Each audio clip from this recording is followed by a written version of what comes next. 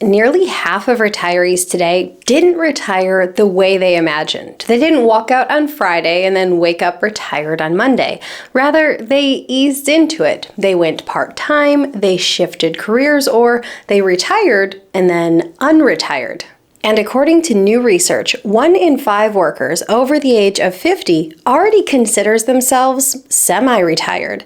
Welcome to the new retirement workforce. Hey guys, what's up? I'm Erin and welcome back to the channel. In this video, I'm breaking down the real data behind a phased retirement and part-time work. We're going to look at why people are easing into retirement rather than jumping off the cliff. We're going to look at how part-time work and a phased retirement can protect your finances, what research actually says about your health, longevity, and happiness in a phased retirement. And most importantly, how to tell if this type of transition is right for you. Workers are changing how they exit the workforce. According to Transamerica, 19% of workers 50 and older already consider themselves semi-retired. According to Pew Research, 19% of Americans 65 and older are still working, nearly double since 1987. And according to the Bureau of Labor Statistics, 38.3% of working adults 65 plus now work part-time, versus just 11% of prime age workers. That's not a small trend, that's a structural change. The data is remarkably clear. Retirement no longer happens in one clean step for many. The Health and Retirement Study shows that nearly half of retirees follow a non-traditional path, easing into a partial retirement or a phased retirement, or engaging in unretirement, where they retire completely and then transition back into the workforce in some capacity. And the Bureau of Labor Statistics pushes this even further. Between 1/2 and 2/3 of full-time career workers take a bridge job before they fully exit the workforce. Another 15% re-enter after retiring. And honestly, those numbers kind of shock me when we see that half, or in some cases 2/3 of workers are engaging in a bridge job or a phased retirement, or some are even unretiring. We're not seeing this as a small blip. This is becoming the new norm. And yet, it's not the model of retirement that most people picture. It's not the one we hear talked about by financial advisors. It's not the model we grew up imagining. But for many, the reality has shifted. For millions, the retirement isn't a singular moment, rather it's a phase, it's a gradual process. And once you understand that, you understand that it also impacts your entire plan, how you save, how you look at your earning years, and how you emotionally prepare for retirement. It seems for many that retirement isn't an age anymore, it's a process. Why people are choosing a phased retirement and why so many are forced into it. Number 1, insufficient savings. The latest survey of consumer finances shows that for households in their early 60s, the median financial assets or retirement assets are roughly $150,000 to $200,000, not counting home equity. For many Americans, this isn't enough to confidently fund another 20 or 30 years once you factor in taxes, inflation, healthcare, and the chance of big expenses later in life. Even when you factor in Social Security and for some, a pension, you can see why people are still a little bit uneasy with such a number. So that's why it makes sense for many to keep that income coming in a little bit longer. Number 2, longer lifespans. Retirees today are often planning and living well into their 80s or even their 90s. So rather than a retirement being 15 or 20 years, we could easily be looking at retirements that stretch 25 or even 30 years. And while a longer life is absolutely a blessing in many situations, it does stretch your financial runway. Number 3, higher inflation and rising healthcare costs. Healthcare costs have generally risen at a rate that exceeds traditional inflation, and the odds of needing expensive medical care or even long-term care goes up as you age. So with a longer life and the possibility of higher medical costs, that's absolutely going to put more pressure on a retirement portfolio. And number 4, the incentive to delay Social Security. Delaying Social Security is one of the strongest levers retirees have. Claiming at 62 means you'll receive about 70% of your full retirement age benefit. Claiming at full retirement age, about 67 for most of today's workers, means you'll receive full unreduced benefits. And if you delay claiming all the way to the age of 70, you receive roughly an 8% per year increase after full retirement age. Ultimately, you get a benefit that's about 76% larger than claiming at 62. For many retirees, Social Security acts as their income floor in retirement. It's their stabilizer. And for many, engaging in part-time work or having sort of a phased work schedule allows that delay for Social Security and allows that to increase. Bridge work supports all of these realities. It allows people to bridge the gap between what they have and what they need financially, emotionally, and practically. It's not just about money. People value purpose, structure, social connection, and identity, and work often provides all 4. In a 2023 study of older workers in flexible or phased arrangements, found that those shifting out of full-time, high-stress roles often reported higher energy and less fatigue, not more. And I believe this deeply. Both of my parents loved working. My dad retired, and honestly, he hated it. He only had a short window before dementia set in, so honestly, it felt like retirement took something away from his life rather than adding to it. And that really shaped how I view work. If you're fortunate enough to be in a position that brings you meaning and you feel like you are giving contribution, look at that as a gift. And a phased retirement lets you keep that gift just with more freedom and flexibility. But it does seem that there's a forced retirement crisis. Transamerica finds that 50% of retirees left the workforce earlier than they planned, most often because of layoffs, health problems, or caregiving responsibilities. That number always stops me in my tracks. If the majority of people are forced into retirement earlier than they expected, it's very likely they're forced into retirement where they weren't prepared financially or emotionally.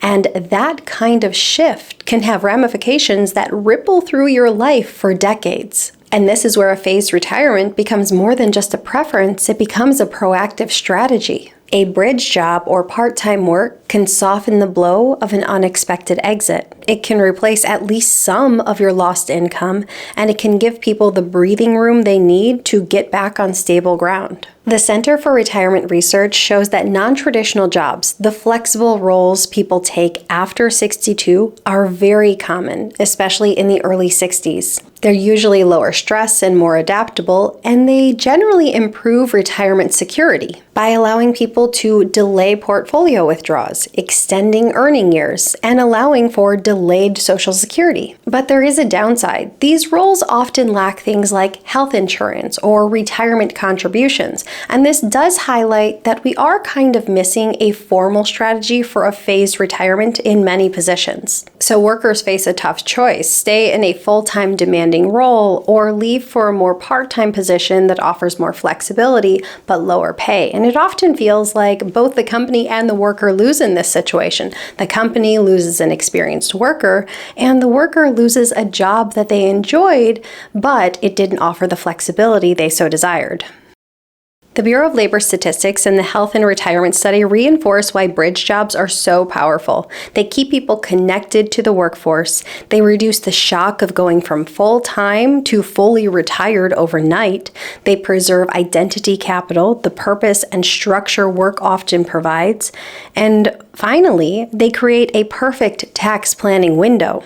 Low income years can be the perfect time for Roth conversions. It can allow you to stay in the 0% capital gains window if you are drawing capital gains, and also it can be a great time to rebalance your portfolio.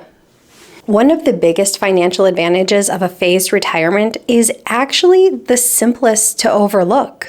If you're in your 60s and work, say, 10 to 20 hours a week, that can dramatically change your financial readiness and your financial security. Why? Because even a modest income can dramatically change how much you need to draw from your portfolio. It could potentially reduce your portfolio withdrawals to 0. It could dramatically cut your sequence of returns risk, and in many cases, it can extend the life of your portfolio by 5 to 10 years. This single shift of not touching your investment investments for just a few extra years can be one of the most powerful investment decisions you ever make. And truly, it's not just about earning an income, it's about buying yourself time. The long-term probability of your plan succeeding, simply because your portfolio gets to grow longer, uninterrupted, and if there's a market downturn, it's given the opportunity to capture the rebound. Now let's talk about Social Security, because bridge work is often one of the easiest ways to unlock one of the biggest benefits, delayed retirement credits. Every year you delay claiming Social Security, your benefit grows. Once you hit full retirement age, that benefit grows by 8% per year. By the age of 70, your benefit can be up to 76% higher than if you had claimed at age 62. Over a lifetime, that increase could easily add up to a few $100,000s in extra income. And for a lot of people, delaying Social Security isn't possible because they don't have cash flow during those years. But for many, part-time work can solve this problem beautifully. It keeps money coming in so you can afford to wait, and every year you wait, you build up a stronger income floor that is guaranteed and inflation protected for the rest of your life. Phased retirement also creates one of the greatest tax planning windows people ever get. When your income drops from peak career levels to part-time levels, you suddenly find yourself in a lower tax bracket, and this can be the perfect window for Roth conversions, realizing long-term capital gains at the 0% rate, harvesting tax losses, and rebalancing your entire portfolio with minimal tax impact. But for many who don't take advantage of a phased retirement, they never get these lower income years. Instead, they go right from their peak earning years into the years where they're collecting in Social Security and layering in RMDs, and they never get this drop in income, so they never get this opportunity. A phased retirement can create a unique tax spot, and if you use it strategically, it can completely reshape your tax picture for your retirement. And finally, there's healthcare, one of the biggest variables in retirement planning. Part-time work can help here too. For many workers, it allows them to delay enrolling in full Medicare or maintain access to employer-sponsored coverage. Healthcare isn't just a cost, it's a timeline. Keeping employer coverage, even for a year or two extra, can bridge the gap. It avoids expensive marketplace premiums or gives you time to position your income more strategically before Medicare means testing kicks in. Now, a phased retirement isn't for everyone, but for the right person, it can be a complete game changer. It works incredibly well for people who don't feel fully financially ready. Perhaps it's for those who don't feel like they've quite hit their target number yet, or for those who want to delay claiming Social Security and not yet want to draw on their investments. This can be an incredibly valuable position. It's also ideal for high-skilled workers. Perhaps they can shift to consulting, part-time teaching, and this can allow them to keep using their skills and perhaps stay in a field that they love without working in a high-stress position. And it's perfect for people who feel burnt out, but maybe they don't feel like they're fully ready to step away from the workforce completely, or maybe they're afraid that they'll lose a bit of themselves as they step into retirement. So this can be a great option. But there's also situations where a phased retirement doesn't work. If you work in a field that is physically demanding, if you have a major health issue, if you work for an employer who doesn't offer part-time roles and you want to stay with the same employer, or if you heavily rely on your employer's healthcare coverage and you can't otherwise get the same healthcare coverage if you were to step into a part-time position, this may not work. The key is matching the part-time role to your season of life. Let's make this real. Imagine someone who is 58, earning $80,000 a year in a demanding, high-stress, full-time job. They've saved 15% of their income for years and built up $300,000 in investments. But quite frankly, they're tired of all the stress and they want more freedom. They want control and flexibility with their schedule. So they make a calculated pivot. They shift into a phased retirement role, maybe working 30 hours a week and earning $50,000 a year. At this point, they stopped contributing to their investments, but they don't touch their investments. They leave them in the background, growing completely untouched, and they rely on their part-time income. Their take-home pay drops, yes, from about $4,300 a month to $3,300 a month, a difference of roughly $1,000 once we factor out that they were saving 15% of their income at the $80,000 level. But here's the key. The reason they're able to retire at 58, let's say this is the age where they've completely paid off their home, so they're no longer carrying a mortgage and they own their car free and clear, so their spending has dropped more than their income. This really gives them breathing room within their budget and room to take on this calmer schedule. So they leave that $300,000 invested, and let's say they're able to capture a 7% annual rate of return. By the age of 62, it could grow to about $393,000. By the age of 67, it could grow to about $552,000. Remember, they're not adding any additional contributions. This is just time allowing compounding to work. By the age of 62, if they were comfortable using a 4.7% rate of withdrawal, they would be able to pull about $1,500 a month. At this age, Social Security would be about $1,700 a month. Combined, they would have nearly $39,500 for the year, or just under $3,300 a month. Now, with no mortgage and no car payment, this could be possible depending on where they live. What if they continue their part-time work and delay claiming Social Security all the way until the age of 67? Well, from their portfolio at this point, they'd be able to pull almost $2,200 a month. Their Social Security at age 67 would be closer to $2,500 a month.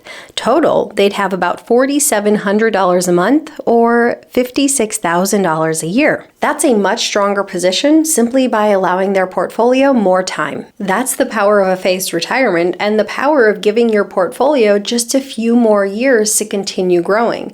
And sometimes it's not about earning more. It's about living within your means and simplifying. Once you reduce your expenses, you might find that you have a lot more breathing room within your budget.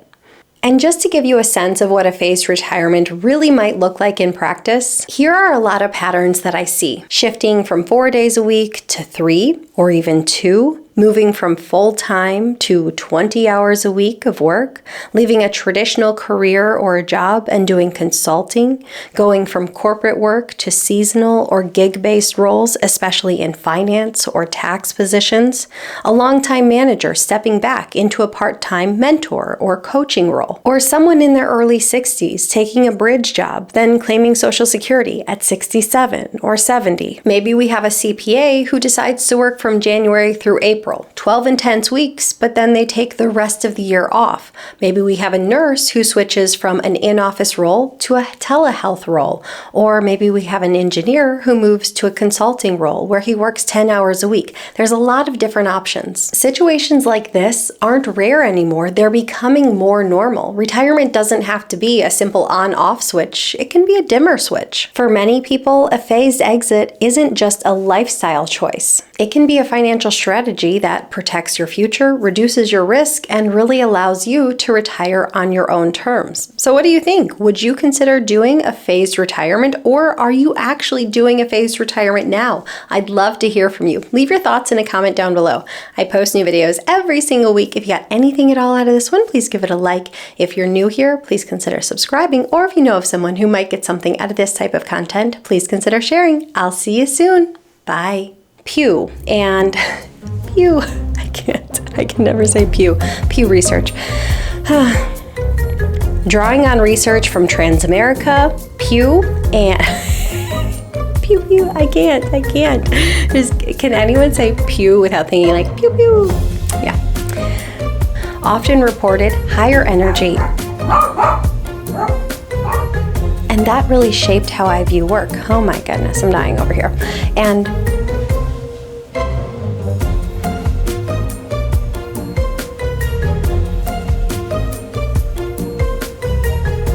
well, that's annoying. Oh, I've got an appointment in 30 minutes. We gotta wrap this up. But